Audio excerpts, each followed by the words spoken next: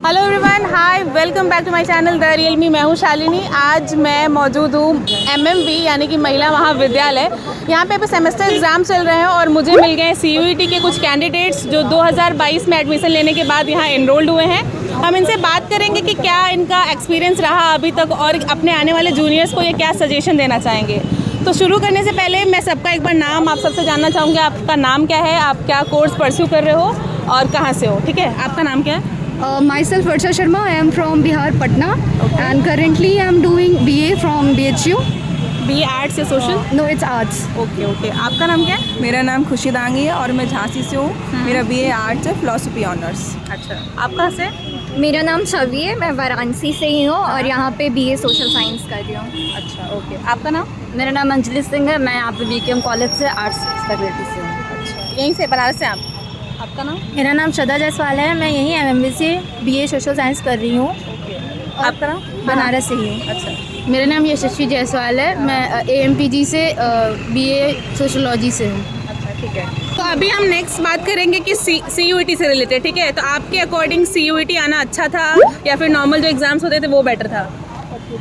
I think that CUET was much better because earlier we were expected to come to this place itself in an offline mode, and we had to fill the form separately for other universities, like separate form for DU and separate form for BHU. So that was quite economically cheaper than filling a single form.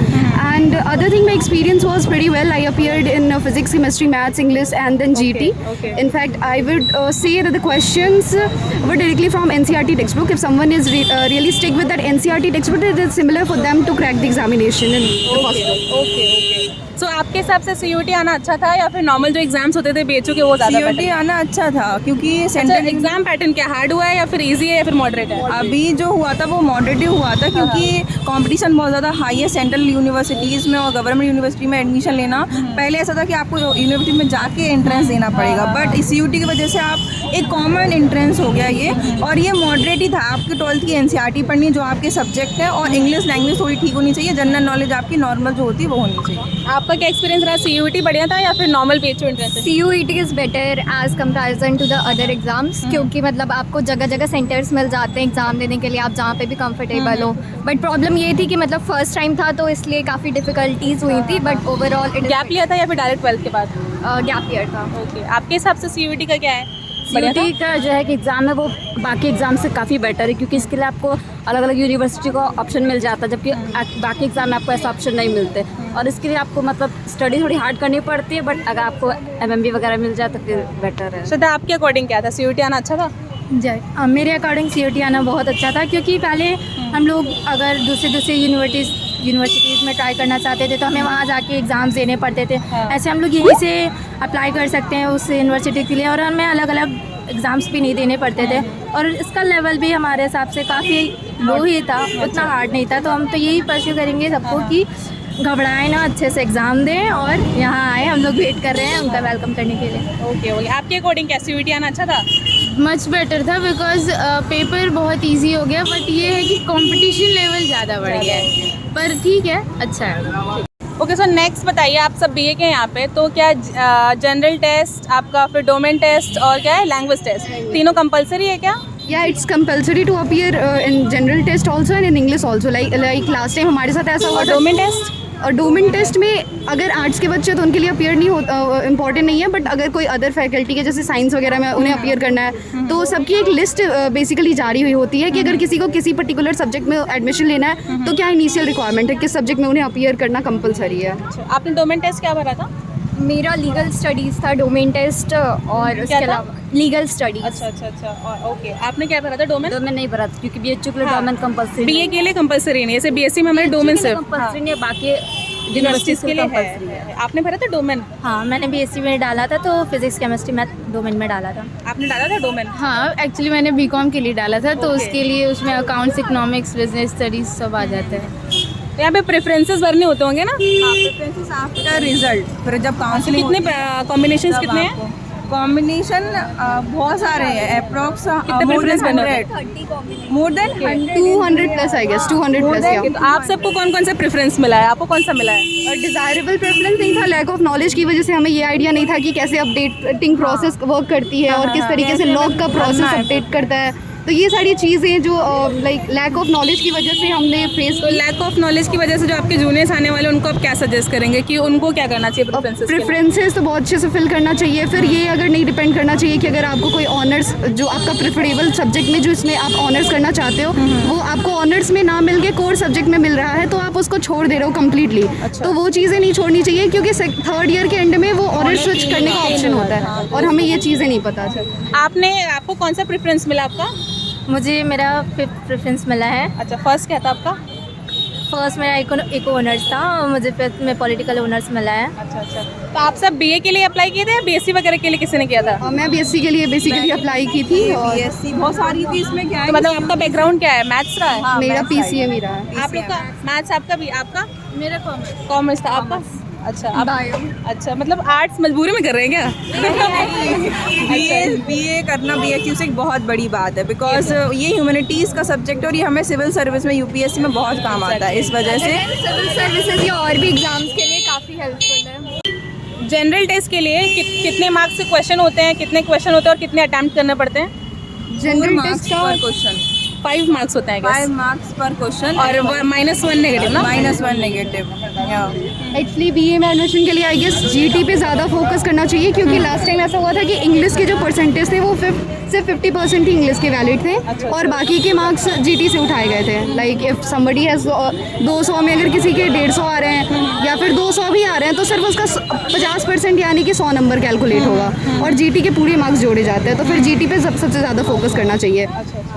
GT कितने marks का होता है? 300। आपने कितना attempt किया था? मैंने 60 उसमें 75 क्वेश्चन थे जिसमें से 60 अटेम्प्ट करना था। मैंने पूरे किए थे। कितने सही हुए थे? मैक्सिमम सही हुए थे। अच्छा, मेरे 210 आए थे 300 में। मार्क्स याद है आपने जीटी में कितना आंसर आया था आपका? मेरा माइंड टोटल याद है वैसे मार्क्स ऐसे नहीं याद है? 300 अप्रोक्स 200 आया था। Out of 600? Out of 600 it's 375। उसमें से English language is very easy as compare तो इंग्लिश ईजी भी है और फिर उसका जो मार्क्स का वेटेज है वो कम हो जाता है। मतलब स्कोरिंग सब्जेक्ट है लैंग्वेज टेस्ट। बीएचयू में ऐसा होता है कि आपकी जो इंग्लिश के मार्क्स वो 50% हो जाएंगे, वो आपके इंग्लिश के मार्क्स 50 और जीके के फुल रहेंगे। ओके। तो लैंग्वेज टेस्ट के लिए क्या पढ़ना चाहिए आपके जूनियर्स को? आपकी वोकैब अच्छी होनी चाहिए, ग्रामर अच्छी होनी चाहिए। बेसिकली बहुत ज़्यादा बहुत बेसिक क्वेश्चंस आते हैं। स्कोरिंग सब्जेक्ट है ना ये? और जीटी की अगर बात करें तो उसमें रीजनिंग्स भी इंक्लूड हो जाती हैं, फिर उसमें मैथ्स के भी कुछ जनरल मैथमेटिक बेसिक क्वेश्चंस ये सारी भी चीज़ें आती हैं। तो वो पूरा एक ब्रॉड प्रोस्पेक्टिव कवर करता है। आप क्या अपने जूनियर्स को बोलोगे कि लैंग्वेज कहाँ से वो प्रिपेयर करें लैंग्वेज टेस्ट के लिए? आप स्टोरीज वगैरह पढ़ सकते हो, उससे अच्छा है कि आप ग्रामर पे vocab के लिए करो। हाँ, ग्रामर पे ज़्यादा फोकस करो। बेसिक जो नाउन, प्रोनाउन, प्रेपोजिशंस वगैरह ये सब कॉम्प्रिहेंशन वगैरह पे आते हैं क्या? हाँ, एक पैसेज आया था। हाँ, आपके अकॉर्डिंग कैसे प्रिपेयर करना चाहिए लैंग्वेज टेस्ट के लिए? मैंने तो मालवीय एकेडमी से किया था लैंग्वेज की प्रिपरेशन। और ऐसे आप 12th के बेसिस पे जो भी आपने ग्रामर क्वेश्चन पढ़ा है मेनली वही रहता है। बेसिक सारी बेसिक्स क्वेश्चन रहते हैं। अगर आप 12th का पूरा अच्छे से प्रिपेयर करते हैं तो बहुत आराम से हो जाएगा। आपने कैसे प्रिपेयर किया था लैंग्वेज टेस्ट के लिए? एक्चुअली देखा जाए तो 12th अच्छे से पढ़ लो, बस वही बहुत है। मुझे लगता है 12th अच्छे से कर लोगे तो कर लेगा इंसान। और जनरल टेस्ट के लिए क्या करना है? कितने मार्क्स का होता है वो? जनरल टेस्ट 300 मार्क्स का होता है और फिर वो एक ब्रॉड प्रोस्पेक्ट कवर करता है as I told you earlier also. अच्छा। कि उसमें मैथ्स के भी बेसिक क्वेश्चंस आते हैं, जीटी लाइक रीजनिंग्स बहुत इंपॉर्टेंट है और फिर करंट अफेयर्स से भी बैकग्राउंड है या कॉमर्स बैकग्राउंड है तो उसके लिए टफ है मैथ्स थोड़ी सी, तो उसको पहले से प्रिपेयर करना पड़ेगा। करंट अफेयर जो अभी पिछले 3-4 महीने कोई की टफ करंट क्वेश्चंस नहीं आता, नॉर्मल क्वेश्चन बेसिक ही क्वेश्चन होता है बट रिवीजन इंपॉर्टेंट होता है। हर एक सब्जेक्ट से बेसिक प्रोस्पेक्ट कवर करना। आपने कैसे किया था जनरल टेस्ट? मैंने लॉजिकल और मैथ्स पे थोड़ा ज़्यादा फोकस किया था इन कंपैरिजन टू जीके। हाँ, तो और मेन जीटी सबसे इम्पोर्टेंट है मतलब एज कंपैरिजन टू लैंग्वेज, क्योंकि अगर आप उसमें अच्छा स्कोर कर लोगे तो आपके चांसेस ज़्यादा होता है। जीटी में आपने कैसे प्रिपेयर किया था? जीटी में मैंने यूट्यूब के मालवीय एकेडमी से पढ़ा अच्छा, था। आप दोनों मालवीय अकेडमी से थे? ऑनलाइन या ऑफलाइन? ऑनलाइन। उसके लिए आपको मैथ्स और रीजनिंग आपकी बहुत अच्छी होनी चाहिए। बाकी आप थोड़ा बहुत मतलब करंट अफेयर्स वगैरह भी देख लीजिए, लेकिन मैथ्स और रीजनिंग के क्वेश्चन ज़्यादा हाईलाइट मतलब ज़्यादा क्वेश्चन उसके रहते हैं। कट ऑफ कितना क्या था आपके टाइम में? हमारे टाइम में एमएमबी का मतलब मेन कैंपस का 300+ गया था। 300+? हाँ। अच्छा। और ऐसे 200+ ऐसे एप्लेटेड।